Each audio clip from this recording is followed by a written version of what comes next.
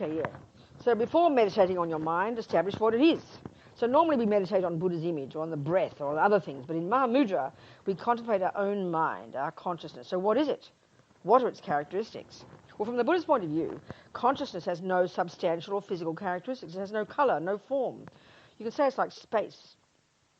And this is pretty abstract for us. As His Holiness said in his commentary on this text, Easy to say mind is not physical, but to begin to comprehend it, not to mention actually experience it, that's really complicated. That's really hard. All you can do is start with the words, though, isn't it? So it's not form, it's not shape, it's not colour, it's not physical. It's got a clean, clear nature, clear light nature. We call it, the definition of mind in Buddhism is that which is clear, which means not physical, and that which cognizes. Its job is to cognize. And this is fundamental to understand in the whole of Buddhism. When you study Buddhist philosophy, first, you start with understanding there's different terms for that which exists. There's several terms: phenomena, object, established base, existent. There are many synonyms for that which exists. So why is this important? Because for the Buddha, right now, having delusions, we are cognizing things that don't exist. For example, a chocolate cake on the plate does exist. Conventionally, there is a chocolate cake. It's not a carrot cake. It's a chocolate cake. We can establish that. But the cake that we see now, through the lenses of our attachment, is not the cake that exists on that plate. What we see is a divine, delicious, exaggerated, beautiful thing that when I eat it, I'll get happy. That is not the cake that exists. So this is Buddha's absolutely fundamental point. And this is the function of all the delusions. Their key function is they exaggerate, they embellish, they distort. And so when we see the universe, things, people, sound, smell, taste, ourself, we see them through the lens. When we see them through the lenses of our own delusions, we're not cognizing that which exists at all. We're living in la-la land. This is the way Buddha talks. This is why we suffer. This is the particular key way that delusions function. They have the other characteristic of being deeply disturbing. That we're familiar with. When you're angry, you know you're disturbed, but you don't realize you're not cognizing reality. This is very real words for the Buddha. So then the job of the mind is to cognize. To cognize what? That which exists. That's finally enlightenment. When you've removed the delusions, now you're in sync with reality. So as Lama says, the mind is clear in its nature. So its definition of the mind, one, it is clear, meaning not physical, and two, its job is to cognize. Cognize what? That which exists.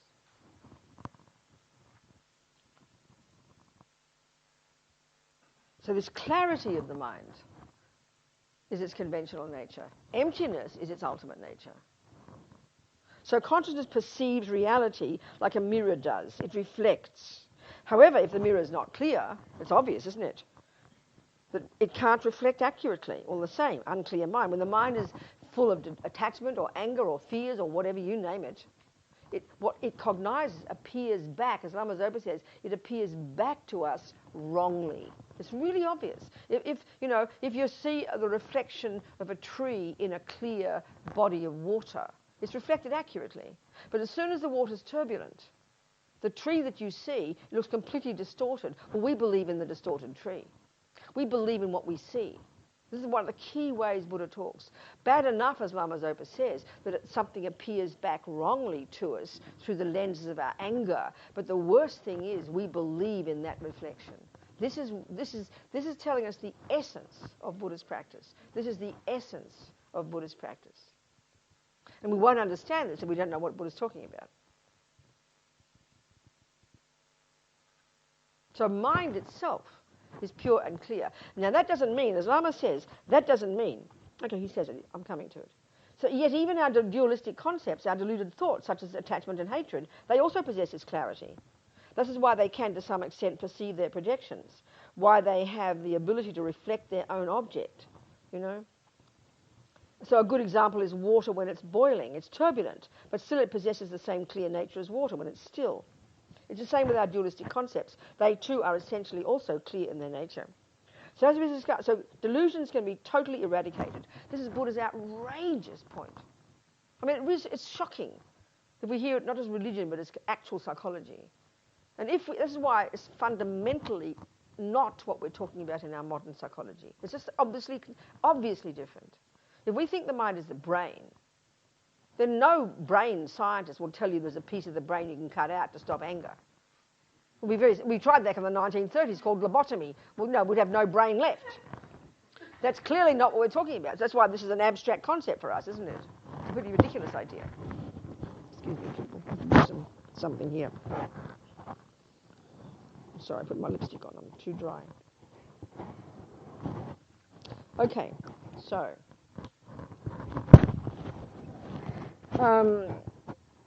so delusions can be totally eradicated. You've got to understand that, because that's the essence of what Buddha has found. That's what he's found. That's his amazing experiential finding from his own experience, not some revelation from somewhere, you know. This is the point of all the Buddha's teachings. This is a unique approach that Buddha has. So the tarnish, he uses the example of Maitreya, using the example of tarnished gold. The tarnish is not in the character of the gold. It can be removed. So the same with the mind. The delusions, anger, attachment, ego grasping, the root delusion, are there in the mind. There's no question. But this is the point Buddha's making. The term they use is they are adventitious, meaning they're not at the core of our being. They're not integral. They're not essentially oneness with who we are. That's Buddha's outrageous finding. This is astonishing.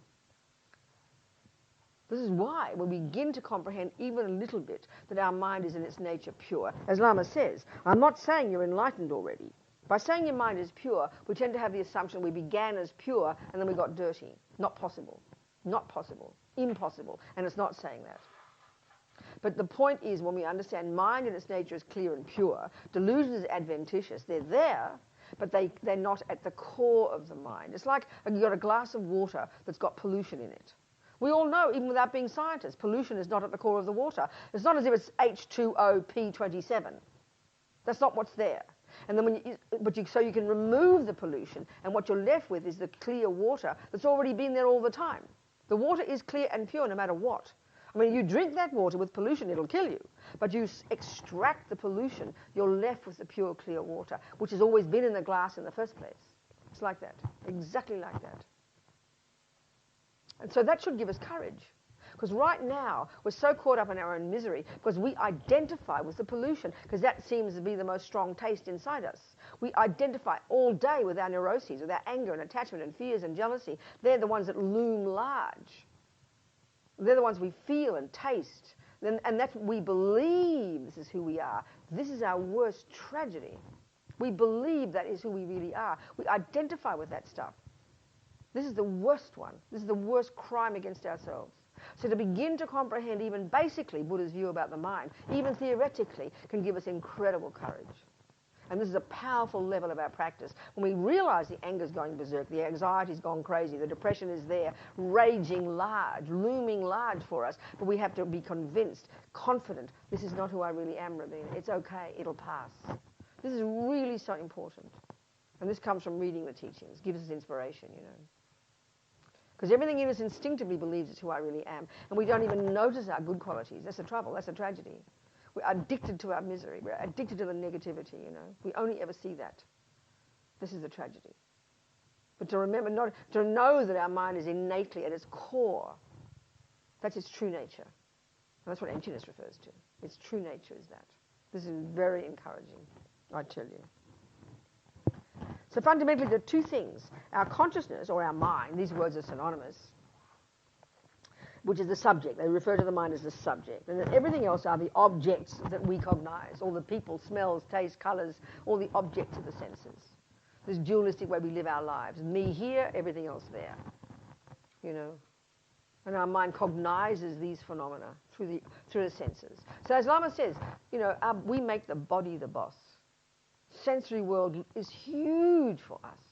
The objects of the senses are huge for us. We determine all our experiences based on our senses. You know, we've got a bit of a pain, all we do is feel miserable. Because we're just addicted, we don't even know our mental consciousness. We can't even feel our thoughts and feelings. We're just addicted to the feelings that come from our senses. And we judge our happiness and suffering based on that. It's so gross. I mean, in the sense of being very coarse level of living our lives. That's why it's hard to get in touch with our mental consciousness, with what's inside there, the conceptual stories. You know, it's so hard to do this, to get past the senses. And also, really, when you learn the epistemological model in Buddhism of the mind, which talks about the way the mind functions, it's totally fascinating.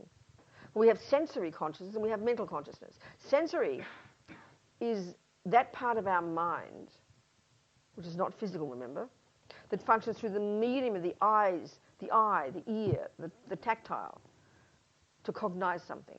But we make huge, big story. You know, the senses do have power. They talk about it in the Buddhist model. But in general, the object of eye consciousness is only two things, shape and colour. But I think I see a handsome person there. I believe my eyes see a handsome person. My eyes can only see shape and colour. So where does handsome person come from? That's my mental consciousness. The story in my mental consciousness that makes up this elaborate story about that divine shape and colour. It's a complete projection of my mind, made up by my own mental consciousness. But we give all the power to the senses. You've got to really do much more analysis, you know. So there's a subject, which is the mind, and then the objects of our mind. And each of our states of mind, each of our parts of our mind has its own object. Eyes have a certain object, ears have a certain object, and our mental consciousness, the delusions, the virtues, all have their own object. So the analysis we have to do and the clarity we need to really know our own mind is pretty amazing. Not how we think in the West at all.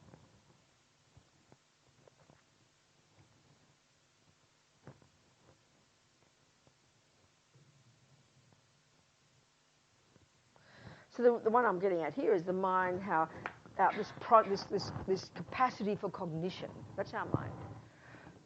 Its job is to cognize. And we have right now, we cognize things through the lenses of our delusions, which are misconceptions. The thing that we see on that plate, the handsome body we see there, are not there.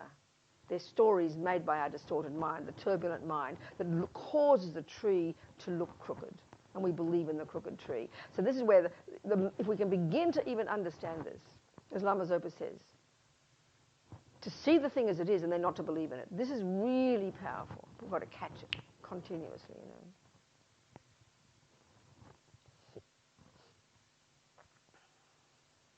So, back to compassion. First level of suffering, we see it on the planet, people being harmed, people having sickness, poverty, loneliness, all these things.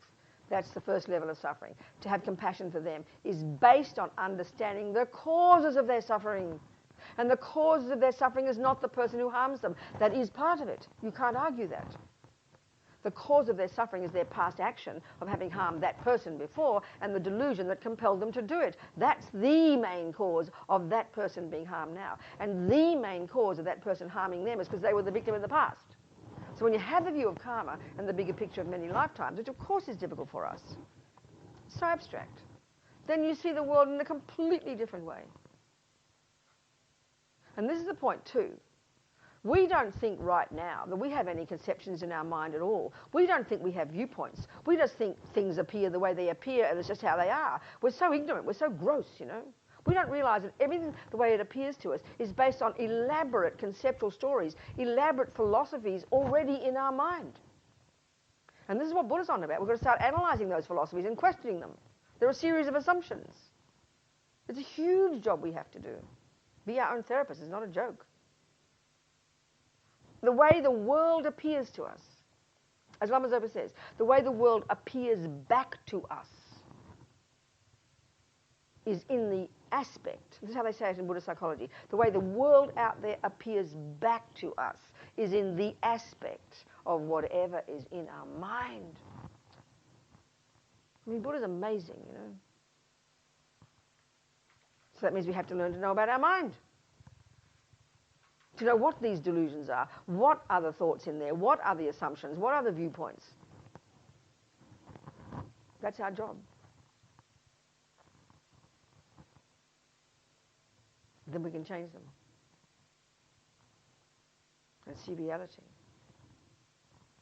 So first level of suffering, yes, people are being harmed by others, but now we know why, so our compassion for them is much richer. And now it includes the compassion for the harmer even more. The bodhisattvas have more compassion for the guy kicking the dog than the dog Of course he has compassion for both. Because why? The dog is just finishing its suffering. The guy is just beginning another level of suffering. This is a huge level of compassion. This is not how we think on our planet. And this is just for the first kind of suffering. So you can't get this if you haven't understood junior school. And you can't get it if you haven't understood the delusions in high school, which is for you. Now you can understand others. Now the second kind of suffering includes all the happy people, whom we normally would never have compassion for, because they're now getting what attachment wants and are caught up in the belief that now they've got happiness, seeing it as permanent, and it's not permanent. It will end. And the attachment getting what it wants, which does bring happy feelings, definitely does, but they won't last. And we know that. This seems very kind of annoying of Buddha to point it out. Like, well, we know it doesn't last, Buddha. What are you trying to do? Shove it down my throat? But we've got to realize this. And what he's implying here, and this is where it sounds so religious to us, when he says that the happiness we have now doesn't last, he's not being mean. He's simply inferring, well, hey guys, I've got a happiness that will last. That's what he's saying. That when you have removed delusions from your mind, when you've removed attachment, then this is the point about the nature of your mind. Your nature of your mind is bliss. The nature of our mind is joy. Okay, let me read you another chapter of Lamas. This gets you really excited, I tell you. They talk about getting single point of concentration.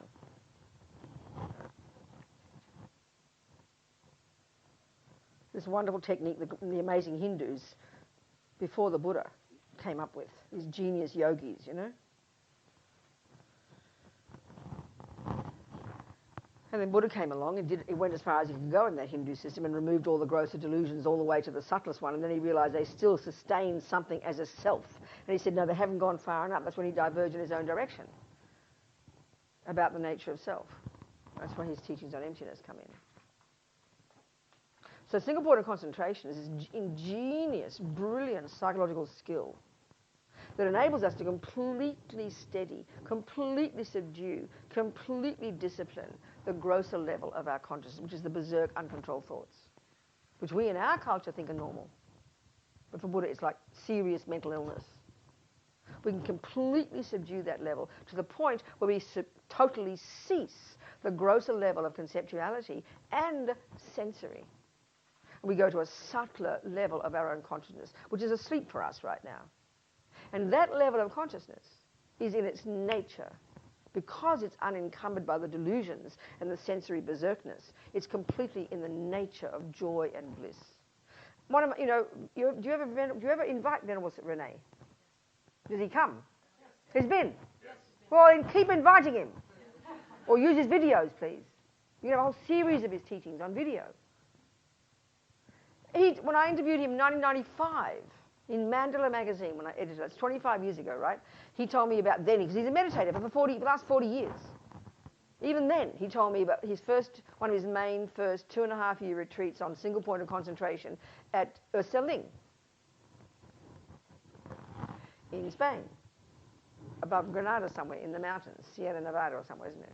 Where he is the spiritual program coordinator, this boy here. Anyway, I interviewed him, and he said, the concentration meditation in the text is described in terms of 9 stages of cultivation, from gross berserk consciousness to completely subtle, calm, clear consciousness. So he said he maybe touched upon the 5th of the 9 stages in that 2.5 years. And he said something like this: no question, Robina, that the joy that I experienced in my mind just naturally was so superior to any joy I'd ever experienced through my senses. So if we think about it, the only way we experience happiness is through our senses. It's rare we wake up in the morning kind of blissed out. We might, and it might last for a minute and it goes, you know. We can't sustain it, and it just seems like to us hit and miss. But this is the point about this technique. Of course, this is not the point of becoming a Buddhist, but it's really powerful to hear this because it gives us courage to know what our mind is capable of. And this single point of concentration, the Hindus, this was what they said was liberation. So it's so outrageous what you can achieve, but as far as they're concerned, that's liberation, subduing the mind to this subtle level. Buddha says, no, more to do.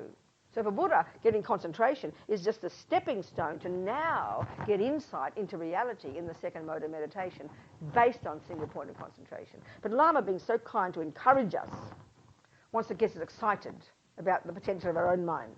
So let me tell you what some of the qualities you'll get if you get single point of concentration.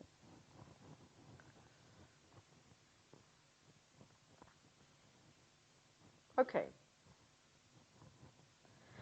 As I mentioned, to achieve the realization of Mahamudra, the reality of non-duality, we first need to develop calm abiding. In fact, this is a term that's used to refer to the first mode of meditation, shamatha in Sanskrit, shine in Tibetan. We first need to develop calm abiding. In fact, it's not possible without it. We must achieve the subtle levels of consciousness of indestructible one-pointed concentration, what in Sanskrit we call samadhi. So shine is the Tibetan, shamatha is the term in Sanskrit that is calm abiding, the name given to this technique, and it's referring to the end result of the success of the technique. And that state in general of that concentration is known as samadhi. It means concentration, the result of single-pointed concentration, the likes of which we don't have even grossly in our modern psychology. It's difficult to realize non-duality, not because it's hiding from us, but because our concepts are so thick. So we must refine our concepts. We must achieve subtle mindfulness, subtle awareness, and subtle clarity. Otherwise, there's no way we can see the unconscious levels of ego grasping an independent self. What happened? Oh, that's all right, some music. Thank you very much. Not possible. Samadhi is the source of liberation. Without perfect samadhi, then, there is no way to become liberated from samsara and no way to achieve enlightenment. There is no exception, whether we're Christian, Muslim, Hindu, or Buddhist. To cut the dualistic view, we need calm abiding. But calm abiding is not enough.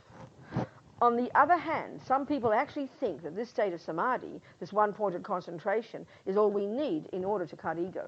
But that's wrong. Lama Tsongkhapa reminds us that calm abiding alone is not enough.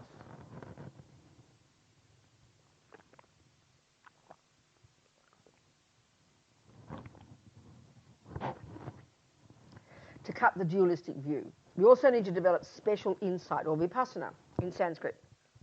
In Tibetan, we call it hlaktong. Hlak meaning extra and tong meaning seeing. We're going to interpret this to mean that we go beyond seeing conventional reality and achieve the extra seeing of the universal reality of Mahamudra.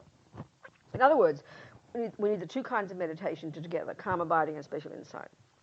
The benefits of samadhi are incredible. So nevertheless, even without special insight, the result of samadhi alone, the results, are unbelievable, almost unimaginable. When we understand this, when we realize how amazing the results are, we cannot help but to try to develop it. There's no way we become lazy. We'll have much energy and make great effort. We won't even worry about eating. I'll explain some of the benefits. You go beyond sensory and conceptual consciousness. As your concentration develops, you'll go beyond your body. Your mind will be non-conceptual, so it becomes easy to cut the complex world of the five sense objects, to eliminate the superstitions. It's one of the many terms that can be used to refer to the delusions, and it's a very accurate term. If you're superstitious, you believe in something that doesn't exist. Well, that's what attachment is. It believes in a delicious cake. It believes in a delicious Fred who will make you happy. That Fred does not exist, so it is a superstition. In such a unified state, your mind becomes so subtle, so sharp, you can easily eradicate the complex dualistic thoughts. You can touch reality. This is the feature of samadhi. And out of meditation, you can easily deal with your delusions. They are so light. You can stop them immediately. This is hard to imagine, you know. It's hard to conceive that when you've got concentration, what we think of now as this complete, utter chaos, and it is, it's like there's just this constant stream of thoughts up there. You know when you can't get to sleep one night? You think you're going mad. But that's happening all the time. It's just that you're so busy with the external object you don't notice. But there you are in the dark, you know, with nothing else to think of, and all you see is this berserk. Well, that's normal. That's a normal person's mind. And we think that's normal. Well, that's mental illness for the Buddha. And so concentration has helped you subdue it. And then in the daily life, when you've got concentration, apart from anything else, it's like you have effortless control over every single thought. I mean, that's inconceivable. It sounds like insanity. But this is these genius Indians thousands of years ago invented this. This has been around for thousands of years. And we think we're such smarty pants in the West. I mean, it's so embarrassing how arrogant we are, you know. Well, these idiot Indians, what do they know? You have no idea what they know. Well, unbelievable. We think the Greeks are great, aren't we? I don't know, the Greeks are nice, but, you know. These Indians, they're incredible. You experience bliss. Okay, the word pleasure, even the, no, like, okay, the word happy, it sounds kind of mild, doesn't it? The word pleasure sounds a bit naughty, like sin, doesn't it? Oh, pleasure, you know. This is another word for pleasant feeling. So pleasant feeling has a whole range, from the mildest feeling of kind of vague pleasure to intense bliss. You listen to Lama. In the subtle state of concentration, you experience bliss, ecstatic bliss. He's talking real, you know, just naturally. That's what Renee was saying. And it's only the 5th stage, forget the 9th. The more concentration you have, the more integrated you are, and thus the more rapture, the more bliss you experience. This is hard to imagine, because the only way, I mean, even just to get the bit of pleasure from a piece of cake, look how much effort it takes. To make the damn thing, then you put it in the mouth, and within 3 minutes it's already going downhill. Do you understand? All the effort just to get a bit of pleasure. This is your own mind. It doesn't need an object. This is what's so amazing about this view, you know. You don't need an object. You just have to control the delusion, that's all.